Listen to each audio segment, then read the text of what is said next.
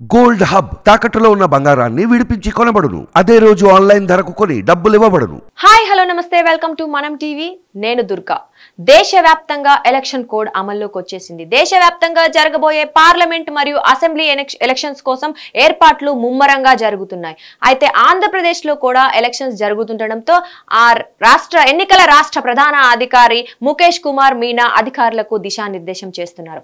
అలాగే తాజాగా కేఎస్ జవహర్ రెడ్డి గారు, ప్రభుత్వ ప్రధాన కార్యదర్శి అయినటువంటి కేఎస్ జవహర్ రెడ్డి గారు కూడా ఆయా శాఖలకు సంబంధించిన కార్యదర్శులు, ప్రధాన కార్యదర్శులు అందరినీ పిలిచి ఎన్నికల నియమావళిపై చర్చించడం కూడా జరిగింది. అంటే రాష్ట్రంలో ఖచ్చితంగా ఎన్నికల కోడ్, దానికి సంబంధించిన నియమావళి పూర్తిగా అమల్లోకి అయ్యేలా చూడాలంటూ ఆయన అందరికీ దిశానిర్దేశం చేయడం జరిగింది. అయితే అసలు సాధారణంగా మనం గమనించినట్లయితే ఎలక్షన్ కోడ్ వచ్చిందని అందరూ అంటారు, కానీ అక్కడ సంబంధించిన నియమాలు ఏంటి, ఎటువంటి మిస్టేక్స్ చేస్తే చర్యలు తీసుకునే అవకాశం ఉంది అంటే చాలా మందికి పూర్తి అవగాహన ఉండదు. ఎలక్షన్ కోడ్ వస్తుంది, కొన్ని నిబంధనలు ఉంటాయని తెలుసు, కానీ అసలు వాటి గురించి పూర్తిగా తెలియక తెలిసి తెలియని చిన్న చిన్న తప్పులు చేసేసి శిక్షార్హులు అవడానికి అవకాశం ఉంటుంది. కాబట్టి ఒకసారి ఆ ఎలక్షన్ కోడ్ లో ఏమేమి విషయాలు పొందుపరిచారు, సో ఏమేమి చేస్తే చర్యలు తీసుకోబడతాయి లేదా ఎలాంటివి చేయకుండా ఉండాలి, ఈ ఎలక్షన్స్ కంప్లీట్ అయ్యే వరకు, ఎలక్షన్ కోడ్ స్టార్ట్ అయినప్పటి నుంచి ఎలక్షన్స్ కంప్లీట్ అయ్యే వరకు మనం ఏమేం చేయకూడదని ఒకసారి అబ్జర్వ్ చేసినట్లయితే ఒకసారి ఈ ఎన్నికల కోడ్ లో కీలక అంశాలు వాళ్ళు పొందుపరచడం జరిగింది. ఒకసారి వాటి గురించి పూర్తిగా తెలుసుకునే ప్రయత్నం చేద్దాం. ఎందుకంటే సాధారణంగా చాలా మంది సామాన్య ప్రజలు వీటి గురించి తెలియక ఇబ్బంది పడుతూ ఉంటారు. అంటే కావాలని ఉల్లంఘించాలని కానప్పటికీ తెలిసి తెలియక మిస్టేక్స్ చేసి వాళ్ళు అనవసరంగా ఇబ్బంది పడుతూ ఉంటారు. కాబట్టి వీటి గురించి ప్రతి ఒక్కళ్ళకి పూర్తి అవగాహన ఉండడం అయితే ముఖ్యం. ఎందుకంటే ఓన్లీ ఆంధ్రప్రదేశ్ లోనే కాదు, దేశవ్యాప్తంగా ఎంపీ ఎలక్షన్స్ జరగబోతున్నాయి కాబట్టి అన్ని చోట్ల ఆంక్షలు ఉంటాయి. కాబట్టి ప్రతి సగటు మానవుడు, సగటు ఓటరు కూడా వీటి గురించి తెలుసుకోవడం అత్యంత ఆవశ్యకం. సో మనం ఒకసారి గమనించినట్లయితే ఈ ఎన్నికల కోడ్ లో మొదటి అంశం వచ్చేసి వెబ్సైట్ లో నాయకుల పేర్లు తీసేయాలి. అంటే సాధారణంగా వెబ్సైట్ అంటే ఇక్కడ ప్రభుత్వ వెబ్సైట్, అంటే గవర్నమెంట్ అఫీషియల్ గా కొన్ని వెబ్సైట్స్ ఉంటాయి కదా. సో ఎవరైతే అధికారంలో ఉంటారో సాధారణంగా గవర్నమెంట్ అఫీషియల్స్ వాళ్ళ నేమ్స్ మెన్షన్ చేస్తూ ఉంటారు. అధికారంలో ఉన్న నాయకుల ఫోటోలు, పేర్లు అవన్నీ మెన్షన్ చేస్తూ ఉంటారు కదా. అంటే ప్రభుత్వానికి సంబంధించిన ఏ పనుల గురించి కానీ, లేదా కొన్ని శాఖల మంత్రి ఉంటారు, సో ఆ శాఖకు సంబంధించిన ఏదైనా పోస్ట్ చేసినప్పుడు శాఖకు సంబంధించిన నాయకుడి ఫోటో కూడా ఉండడం జరుగుతుంది. సాధారణంగా మనం చూస్తూనే ఉంటాం. కాబట్టి ఏదైనా వాళ్ళు రిలీజ్ చేసినప్పుడు ఇన్ఫర్మేషన్, సో వాళ్ళు ఫోటోలు యాడ్ చేసి ఉంటారు. కాబట్టి ఒకవేళ ఏమి ఉన్నప్పటికీ అధికారిక వెబ్సైట్ లో ఎటువంటి నాయకుల, ఈవెన్ సీఎం, పిఎం, మంత్రులు అందరితో సహా ఎటువంటి నాయకుల ఫోటోలు, పేర్లు ఉన్నా వాటిని పూర్తిగా తొలగించాలి. ఈవెన్ లోగోలో కూడా వాళ్ళకి సంబంధించిన ఫోటోలు, పేర్లు ఏవి మెన్షన్ చేయకూడదు. ప్రభుత్వ వెబ్సైట్ లో మొత్తంగా నాయకుల పేర్లు, ఫోటోలు పూర్తిగా తొలగించాలి. ఎన్నికల కోడ్ అమల్లోకి వచ్చిన తర్వాత వెంటనే చేయాల్సిన పని అయితే ఇదనమాట. సో ఇంకొక విషయం గమనించినట్లయితే, నెక్స్ట్ చూసుకున్నట్లయితే మనం కార్యాలయాల్లో ఫ్లెక్సీలు, ఫోటోలు తీసివేయాలి. సాధారణంగా ప్రభుత్వ కార్యాలయాల్లో కానీ ఐదర్ కొన్ని ప్రైవేట్ కార్యాలయాల్లో కానీ సాధారణంగా ఒక శాఖకు సంబంధించిన, ఇప్పుడు ఆరోగ్య శాఖ ఉందనుకోండి, ఆరోగ్య శాఖకి మంత్రిగా ఉన్నటువంటి ఆయన నాయకుడు, మంత్రి ఎవరైతే ఉన్నారో ఆయన ఫొటోస్ కానీ, లేదా సీఎం గారి ఫొటోస్, పిఎం గారి ఫొటోస్ ఎప్పుడో ఒకప్పుడు ఉంటాయి కదా. సాధారణంగా వాళ్ళు ఫ్లెక్సీల రూపంలో కానీ, ఫోటోల రూపంలో కానీ అక్కడ ఉండడం జరుగుతుంది. కాబట్టి ఇప్పుడు ఎలక్షన్ కోడ్ వచ్చిన తర్వాత అవి ఉన్నట్లయితే అవి కూడా ప్రచారానికి ఉపయోగపడే అవకాశం, అంటే ప్రజలను ప్రేరేపితం చేస్తాయేమో అనే ఒక ఉద్దేశంతో ప్రభుత్వ కార్యాలయాల్లో ఎటువంటి ఫ్లెక్సీలు, అంటే నాయకులకు సంబంధించిన పేర్లు, ఫ్లెక్సీలు, ఫోటోలు ఎటువంటివి కూడా ఉండకూడదు అని స్ట్రిక్ట్ గా చెప్పడం అయితే జరిగింది. ఖచ్చితంగా అవి ఉండకూడదు. ఒకవేళ ఉన్నట్లయితే కఠినంగా చర్యలు తీసుకోబడతాయి. అది ఎంత పెద్ద నాయకులు అయినప్పటికీ ఖచ్చితంగా చర్యలు తీసుకుంటారు. కాబట్టి ఎలక్షన్ కోడ్ రాగానే ముఖ్యంగా ముందు కార్యాలయాల్లో ఉన్నటువంటి ఫ్లెక్సీలు, ఫోటోలు, రాజకీయ నాయకులకు సంబంధించిన ఏవున్నా పూర్తిగా తొలగించాలన్నమాట. సో ఇంకొకటి గమనించినట్లు నెక్స్ట్ మనం శాఖలపై ఫిర్యాదులకు వెంటనే స్పందించాలి. సాధారణంగా ఎలక్షన్స్ కోడ్ వచ్చిన తర్వాత ఇది ఇలాగే తెలిసి తెలియక కొంతమంది చేస్తుంటారు, కావాలని కొంతమంది చేస్తుంటారు. ఏదేమైనప్పటికీ ఉల్లంఘనలు, అంటే కోడ్ ఆఫ్ కండక్ట్ కింద మనకి కొన్ని ఉల్లంఘనలు జరుగుతూ ఉంటాయి కదా. సో ఏ శాఖ నుంచి ఆ ఉల్లంఘన జరిగింది అని ఒకవేళ కంప్లైంట్ కనుక వచ్చినట్లయితే ఆ కంప్లైంట్ ఎవరిచ్చిన వెంటనే తక్షణమే ఆ శాఖకు సంబంధించిన వాళ్ళు అలర్ట్ అయ్యి వెంటనే అధికారులు ఎవరైతే తప్పు చేశారో వాళ్ళని వెంటనే ఆ తప్పు గురించి విచారణ జరిపి వెంటనే శిక్షించాలి. అంటే వెంటనే గనక ఆ చర్యలు తీసుకున్నట్లయితే అవి మళ్ళీ రిపీట్ కావు, పెద్దగా అవ్వవు. అలాగే పక్కన వాళ్ళు కూడా ఈ చర్యలు తీసుకున్నారు కాబట్టి ఇలాంటివి మనం చేయకూడదు అని, సో ఆ ఉల్లంఘన అనేది అక్కడతో ఆగిపోతుంది. ముఖ్యంగా శాఖలకు సంబంధించిన ప్రభుత్వ కార్యాలయాల్లో అయితే ఎక్కడైతే ఒక శాఖకు సంబంధించిన వాళ్ళు ఎవరైనా చేసినట్లయితే వెంటనే ఆ శాఖకు సంబంధించిన అధికారులు స్పందించాలి, వారిపై కఠినంగా చర్యలు తీసుకోవాలి, అది కూడా వీలైనంత తొందరగా అనే ఉద్దేశంగా ఇక్కడ వాళ్ళు మెన్షన్ చేయడం జరిగిందనమాట. అలాగే ప్రవర్తనపై పూర్తి అవగాహన ఉండాలి. సాధారణంగా ఎన్నికల కోడ్ వచ్చిందంటే అందరూ ఇప్పుడు మనం చెప్పుకున్నట్లుగానే నియమావళి ఉంటుంది, ఇంకో కొంచెం కట్టుదిట్టంగా ఉంటుంది అని తెలుసు. కానీ పూర్తి అవగాహన కొంతమందికే ఉంటుంది. కాబట్టి ముఖ్యంగా ప్రభుత్వ అధికారులు ఎవరైతే ఎలక్షన్స్ కి సంబంధించిన పనిలో పాల్గొంటారో, కొన్ని రకాల కార్యదర్శులు ఉంటారు, కొన్ని రకాల శాఖల్లో అన్ని రకాల వాళ్ళు పాల్గొంటారు. కాబట్టి ఆ సంబంధించిన శాఖకు సంబంధించిన కార్యదర్శులు, ప్రధాన కార్యదర్శులు వీళ్ళందరూ కూడా ఎలక్షన్స్ జరిగే టైంలో కూడా ఎక్కువగా వాళ్ళు వెళ్తూ ఉంటారు కాబట్టి డ్యూటీస్ కి.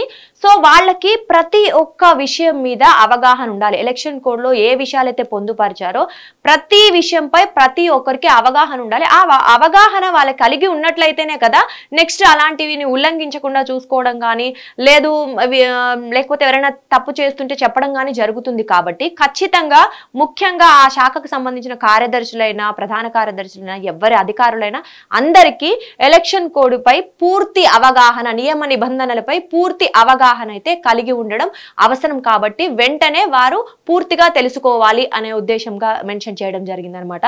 అలాగే ఇంకొకటి గమనించినట్లయితే ఇక్కడ కొత్త పథకాలు ప్రకటించకూడదు. సాధారణంగా గవర్నమెంట్ కానీ అపోజిషన్ లో ఉన్న వాళ్ళు కానీ ఎక్కువగా పథకాలు ప్రకటిస్తూనే ఉంటారు. సో గవర్నమెంట్ ఇప్పుడు అధికారంలో ఉన్న వాళ్ళు ఆల్రెడీ కొన్ని పథకాలు స్టార్ట్ చేసేసారు, అవన్నీ ఉంటాయి, అది ఓకే. కానీ కొత్త పథకాలు ఏవైతే ఉంటాయో ఇప్పుడు రేపు నుంచి నేను ఇలా చేయబోతున్నాను అలాంటివి చెప్పకూడదు. ఎందుకంటే అవి కూడా ప్రజలని ప్రేరేపితం చేసే అవకాశం ఉంది, దాన్ని కూడా ఒక రకమైన ప్రచారంగా వాడుకునే అవకాశం ఉంటుంది అనే ఉద్దేశంతో కొత్తగా ఏవైనా స్టార్ట్ చేయాలి అంటే పనులు కానీ పథకాలు కావచ్చు, పనులు కావచ్చు. సాధారణంగా ఇంతకు ముందు సంక్షేమ పథకాలు, అభివృద్ధి పథకాలు ఏవైనా స్టార్ట్ అయి ఉంటే వాటిని అలాగే కంటిన్యూగా కొనసాగిస్తూ ఉంటారు. కానీ కొత్తగా స్టార్ట్ చేసే పథకం, రూపొందించిన పథకం ఉంటే అనౌన్స్ చేయకూడదు, వాటికి నిధులు ఎటువంటివి సమకూర్చడానికి వీలు లేదు. కాబట్టి కొత్త పథకాలు ఎలక్షన్స్ అంటే ఎలక్షన్ కోడ్ వచ్చినప్పటి నుంచి ఎలక్షన్స్ అయిపోయే వరకు కూడా వీటి గురించి ఎవరు మాట్లాడకూడదు. ప్రత్యేక ప్యాకేజీల గురించి కానీ, నిధులు విడుదల చేస్తామని కానీ వేటికి సంబంధించినవి వాడకూడదు. ఆల్రెడీ స్టార్ట్ అయిన వాటిని ఇప్పుడు ఆల్రెడీ ఉన్న వాటిని మాత్రం కొనసాగించవచ్చు. కానీ కొత్తగా ఎటువంటి పథకాలు కానీ ప్రజలని ఆకర్షించే విధంగా ఉన్నటువంటి ఎటువంటి పథకాలైనా వాటిని ఓటర్ని ప్రభావితం చేసే అవకాశం ఉండడంతో ఖచ్చితంగా అలాంటివి ఎవరూ చేయకూడదు. వీటిపై ఒకవేళ చేస్తే అధికారులు ఇలాంటివి ఏమైనా ప్రయత్నాలు చేస్తే కఠినంగా చర్యలు తీసుకోబడతాయి. అది ఏ పార్టీ నాయకులైనా సరే అందరికీ ఇది వర్తిస్తుందన్నమాట.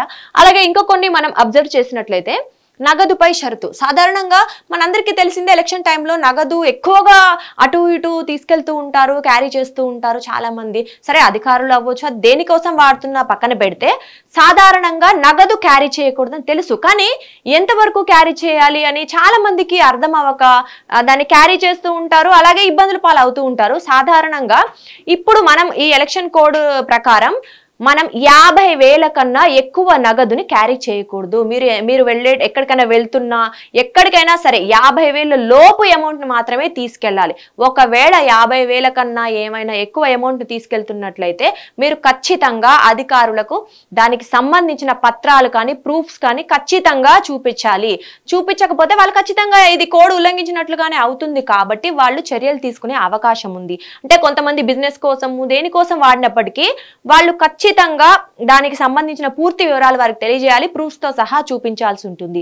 ఒకవేళ చూపించని ఎడల 24 గంటల సమయంలో కనీసం 24 గంటల సమయంలోనే ఆ ప్రూఫ్స్ చూపించగలిగితే వాళ్ళు ఆ అమౌంట్ ని మీకు అందజేయడం జరుగుతుంది. కానీ ఒకవేళ 50,000 కన్నా ఎక్కువ అమౌంట్ ని మీరు క్యారీ చేసి అది అధికారులు చూస్తే మీరు 24 గంటల టైంలో కూడా వాటికి సంబంధించిన ఆధారాలు వాళ్ళకి ఇవ్వలేకపోయినట్లయితే ఈ అమౌంట్ ని సీజ్ చేయడం జరుగుతుంది. సీజ్ చేసిన అమౌంట్ ని ఎన్నికల కోడ్ స్టార్ట్ అయినప్పటి నుంచి ఎలక్షన్ కంప్లీట్ అయిన వరకు వాళ్ళు అలాగే సీజ్ చేసి ఉంచుతారు. కాబట్టి ఎలక్షన్స్ పూర్తయిన తర్వాత ఆ సీజ్ చేసిన అమౌంట్ ని రిలీజ్ చేస్తారు. అది కూడా పూర్తి ఆధారాలు అప్పుడైనా చూపించాల్సి ఉంటుంది. కాబట్టి ఒకవేళ మోస్ట్లీ చాలా మంది అత్యవసరం కాకపోతే 50,000 కన్నా ఎక్కువ అమౌంట్ ని క్యారీ చేయకపోవడమే మంచిది. సాధారణంగా ఎక్కువ డబ్బు దొరుకుతూ ఉంటుంది ఎలక్షన్స్ టైంలో. దీని గురించి చాలా మందికి అవగాహన లేక ఇబ్బందులు పడుతూ ఉంటారు. కాబట్టి 50,000 కన్నా తక్కువ అమౌంట్ ని క్యారీ చేయండి. లేదు ఎక్కువ చేయాల్సి వస్తే ఖచ్చితమైన ప్రూఫ్స్ ఉన్నట్లయితేనే మీ దగ్గర నిరూపించగలుగుతాం అనుకుంటే మాత్రమే క్యారీ చేయండి. లేనట్లయితే ఏమన్నా అర్జెంట్ పనులు ఉన్నా వాయిదా వేసుకోవడం అయితే ఉత్తమం. మోస్ట్ ఆఫ్ ద టైం అవి క్యారీ చేయకుండా ఉండడమే చాలా మంచిది. కాబట్టి ఎక్కువగా దీనిపై దృష్టి పెట్టడం అయితే చాలా అవసరము. ఎందుకంటే వన్స్ ఎలక్షన్స్ కంప్లీట్ అయిన తర్వాత అయినా సరే సీజ్ చేసిన అమౌంట్ కాబట్టి ఖచ్చితంగా మీరు మళ్ళీ ప్రూఫ్స్ చూపించితేనే రిటర్న్ ఇస్తారు. లేని ఎడల అవి రావు. కాబట్టి డబ్బును వృధా చేయడం పక్కన పెడితే మీరు కూడా కోల్పోతారు. కాబట్టి ఖచ్చితంగా వీలైనంత తక్కువగా అమౌంట్ ని క్యారీ చేయడం అనేది ఉత్తమం. అత్యవసరం అయితే తప్ప డబ్బులని మీరు ఎక్కడికైనా వెళ్ళేటప్పుడు తీసుకెళ్ళకపోవడమే చాలా వరకు ఉత్తమం. ఇప్పుడు ఆన్లైన్ ట్రాన్సాక్షన్స్ కూడా ఎక్కువ ఉంటున్నాయి కాబట్టి అలా కూడా చేసుకోవచ్చు. కాబట్టి ప్రతి దానిపై ఒక లిమిట్ ఉంటుంది. ఏదేమైనప్పటికీ ఆ లిమిట్ ని మెయింటైన్ చేయడం అయితే అవసరం అనమాట. సో నెక్స్ట్ వచ్చేసి మద్యంపై ఆంక్షలు. మనందరికీ తెలిసిందే ఎలక్షన్స్ టైంలో డబ్బులతో పాటు మద్యం కూడా ఎక్కువ కనిపిస్తూ ఉంటుంది. పట్టుబడ్డదని మనం వింటూ ఉంటాము. పోలీస్ వాళ్ళు ఇంత అమౌంట్ పట్టుకున్నారు, ఇంత మద్యం పట్టుకున్నారు అని. సో సాధారణంగా ఎలక్షన్స్ టైంలో ప్రజలని వాళ్ళని ఆకర్షించడానికి ఎక్కువ మంది డబ్బులు, గిఫ్ట్లు, మద్యము ఇలా చాలా పంచుతూ ఉంటారు కదా. సో అందుకని మద్యంపై పూర్తిగా ఆంక్షలు ఉన్నాయి. మనం ఎటువంటి మద్యాన్ని ఎక్కడికి వెళ్ళినా క్యారీ చేయకూడదు. ఈవెన్ పర్సనల్ గా తీసుకెళ్లిన 1-2 బాటిల్స్ కూడా అవి వాళ్ళకి కౌంట్ కిందకే వస్తాయి. కాబట్టి పూర్తిగా మద్యంపై అయితే ఆంక్షలు విధించడం జరిగింది. 1-2 బాటిల్స్ కూడా క్యారీ చేయకూడదు. మీరు ఎక్కడికన్నా వెళ్ళేటప్పుడు కానీ ఏదైనా మీరు పర్సనల్ పనులకు వెళ్ళినా మద్యంపై అయితే పూర్తిగా నిషేధం ఉంది. కాబట్టి క్యారీ చేయకూడదు. చేస్తే ఖచ్చితంగా ఇబ్బందులు పాలవుతారు. కాబట్టి ఈ విషయం గుర్తు పెట్టుకోవడం అయితే అవసరం అన్నమాట. అలాగే నెక్స్ట్ పబ్లిక్ ప్రదేశాల్లో ఫ్లెక్సీలు తీసేయాలి. సాధారణంగా మనం ఇందాక అనుకున్నాం ప్రభుత్వ కార్యాలయాల్లో కానీ ఎక్కడైనా ఆఫీసుల్లో ఉంటే తీసేయాలని. పబ్లిక్ ప్రదేశాలు అంటే railway stations, bus stations, GHMC పరిధిలో ఉన్న ఏవైనా కావచ్చు. రోడ్ల మీద కూడా మనం హోర్డింగ్స్ చూస్తూ ఉంటాం కదా. సో ఇవన్నీ కూడా ఇక్కడ పార్టీకి సంబంధించిన లేదా నాయకులకు సంబంధించిన ఫోటోలు, ఫ్లెక్సీలు చాలా వరకు చూస్తూ ఉంటాం. సో అవి ఏవి ఉన్నప్పటికీ పబ్లిక్ ప్రదేశాల్లో ఎటువంటి నాయకుడికి సంబంధించిన ఫోటో ఏది ఉన్నా పూర్తిగా తొలగించాలి. అది ఖచ్చితంగా శిక్షార్హమైన నేరం. కాబట్టి అది ఒకవేళ వీళ్ళు తొలగించుకున్న జిహెచ్ఎంసీ వాళ్ళు తొలగించే ఛాన్స్ ఉంటుంది. వీళ్ళు కాకుండా వాళ్ళని తొలగించవచ్చు. ఎప్పుడైతే ఎలక్షన్ కోడ్ అమల్లోకి వస్తుందో ఒక 48 గంటల లోపుగా పూర్తిగా వెంటనే తొలగించాలి. కానీ ఒకవేళ తొలగించలేకపోతే జిహెచ్ఎంసీ అధికారులు కూడా తొలగిస్తారు. కానీ 48 గంటల వరకు గడువు ఉంటుంది. ఆ తర్వాత కనిపిస్తే మాత్రం ఖచ్చితంగా దానికి సంబంధించిన చర్యలు తీసుకోబడతాయి. కాబట్టి పూర్తిగా పబ్లిక్ ప్రదేశాలు అంటే పబ్లిక్ ని అంటే వీళ్ళు ఆకర్షించేలా ఉండకూడదు. అలాగే ఓటుకు సంబంధించి ప్రేరేపితం చేయకూడదు. కాబట్టి నాయకుల ఫోటోస్, ఫ్లెక్సీలు ఏమున్నా తొలగించాలి. అలాగే మనం గమనిస్తూ ఉంటాము, సాధారణంగా విగ్రహాలు ఉంటాయి కదా, పెద్ద పెద్ద వాళ్ళ ఇదివరకు ఉన్న వాళ్ళందరి విగ్రహాలు, రాజకీయ నాయకులైనా ఎటువంటి నాయకులైనా వాళ్ళందరి విగ్రహాలకి కూడా ఫేస్ మాస్క్ లాగా వేస్తారు, క్లాత్ కడతారు. ఎందుకంటే అంత వాళ్ళు ఇప్పుడు లేనప్పటికీ, వాళ్ళు పాల్గొనే వాళ్ళు కానప్పటికీ మనం గమనిస్తూ ఉంటాము, మన పెద్ద పెద్ద వాళ్ళ విగ్రహాలకు కూడా కట్టడం, ఈవెన్ మహాత్మా గాంధీ గారి విగ్రహానికి కూడా మాస్క్ లాగా ఒక క్లాత్ కట్టేస్తూ ఉంటారు. ఎందుకంటే ఏ చిన్న విషయం కూడా ప్రజలని, ఓటర్ని ప్రభావితం చేయకూడదు. ఎలక్షన్స్ వాళ్ళకి ఎలాగ నచ్చితే అలాగే, ఎవరు నచ్చితే వాళ్ళకి మాత్రమే ఓటు వేసేలా వాళ్ళు ఉండాలి అనే ఒక ముఖ్య ఉద్దేశం అనమాట. సో ప్రజల్ని ప్రేరేపితం చేయకూడదు. ఇక్కడ దీని ముఖ్య ఉద్దేశం అదే అనమాట.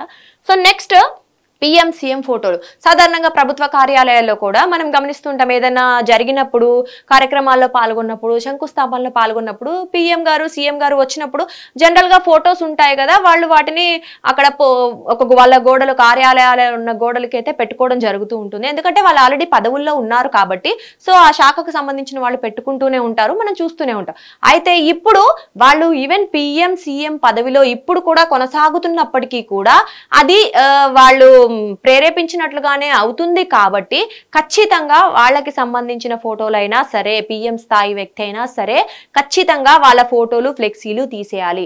ఇప్పుడు ఏ నాయకుడైనా వాళ్ళు ఎంత పెద్ద పొజిషన్ లో ఉన్నా అందరూ సమానమే. ఎన్నికల కోడ్ వచ్చిన తర్వాత అందరికీ ఈక్వల్ ప్రిఫరేషన్ ఉండాలి. కాబట్టి అందరికీ ఈక్వల్ ప్రిఫరెన్స్ ఇవ్వాలి. కాబట్టి ఖచ్చితంగా పిఎం సీఎం తో సహా ఏ నాయకుల ఫోటోలున్నా కార్యాలయాల్లో, ప్రభుత్వ కార్యాలయాల్లో ఎటువంటి నాయకుల ఫోటోలున్నా వెంటనే పూర్తిగా తొలగించాల్సి ఉంటుందన్నమాట.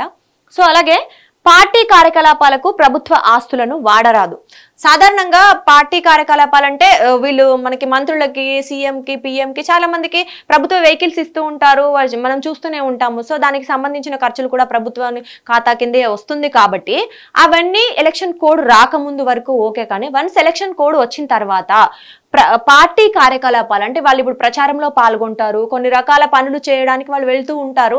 ప్రభుత్వది కానప్పుడు, అది ప్రభుత్వానికి సంబంధించిన పని కానప్పుడు, వాళ్ళ పర్సనల్ పనికి అయినప్పుడు, పార్టీకి కార్యాలయాలకు వాళ్ళు ఎక్కువగా వెళ్తున్నప్పుడు, కానీ పార్టీని ఉద్దేశించి మాట్లాడేటప్పుడు, ప్రచారం గురించి వెళ్ళేటప్పుడు, ఏదేమైనప్పటికీ వాళ్ళకి ప్రభుత్వం ఇచ్చినటువంటి వాళ్ళ వెహికల్స్ అయితే ఏంటి, నిధులు అయితే ఏంటి, ఆస్తులు ప్రభుత్వానికి సంబంధించిన ఎటువంటి ఆస్తి అయినా సరే వాడకూడదు. ఖచ్చితంగా వాళ్ళ సొంత దానిలో వాళ్ళు వెళ్ళొచ్చు. ఒకవేళ ప్రచారానికి వెళ్తారనుకోండి, ఖచ్చితంగా ప్రచారానికి వెళ్ళేటప్పుడు వాళ్ళ సొంత వెహికల్స్ లోనే వెళ్ళాలి. ప్రభుత్వానికి సంబంధించిన వెహికల్లు నార్మల్ గా మనకు సైరన్ వేసుకొని వెళ్ళటం ఇలాంటివి మనం చూస్తూనే ఉంటాం. మంత్రులు వస్తున్నప్పుడు, సీఎం వస్తున్నప్పుడు సైరన్ వేసుకొని ముందు వెనక ఎస్కార్ట్ యూజ్ చేస్తుంటారు. సో అవన్నీ ఇప్పుడు పర్సనల్ కార్యకలాపాలకు కానీ, వాళ్ళ పార్టీకి సంబంధించిన ఏదైనా ప్రోగ్రామ్ కి కానీ, ఏదైనా మీటింగ్ కానీ వెళ్తున్నప్పుడు వన్స్ ఎలక్షన్ కోడ్ వచ్చిన తర్వాత ప్రభుత్వానికి సంబంధించిన ఏవి చేయరు కాబట్టి ఖచ్చితంగా వాళ్ళు వెళ్ళేది వాళ్ళ పర్సనల్ పనులకే కాబట్టి ఇవన్నీ యూజ్ చేయకూడదు. ఖచ్చితంగా దీనిపై పూర్తిగా నిషేధం విధించారనమాట. ఒకవేళ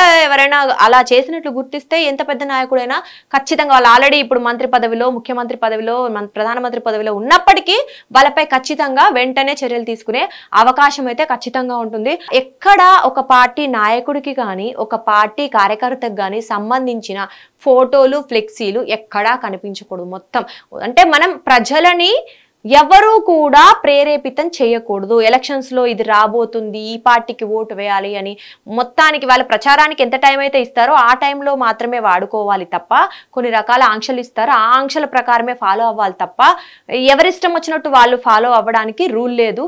ఇప్పుడు దేశం మొత్తం ఎన్నికల కమిషన్ ఆధ్వర్యంలో ఉంటుంది. వాళ్ళు ఎవరిపైనైనా ఎటువంటి చర్యలైనా తీసుకునే అవకాశం ఉంటుంది కాబట్టి అందరూ ఈ ఎన్నికల కోడ్ అమల్లోకి వచ్చాక ఏం నియమాలు ఉంటాయని తెలుసుకోవడం అయితే నిజంగా చాలా అవసరం.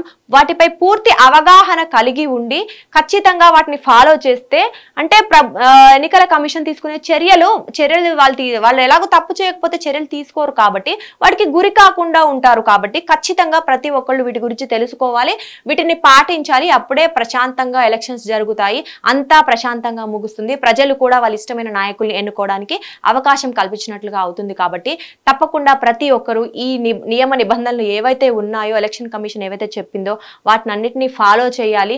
ప్రశాంతంగా ఎలక్షన్స్ జరగాలని అయితే కోరుకుందాం. Thank you.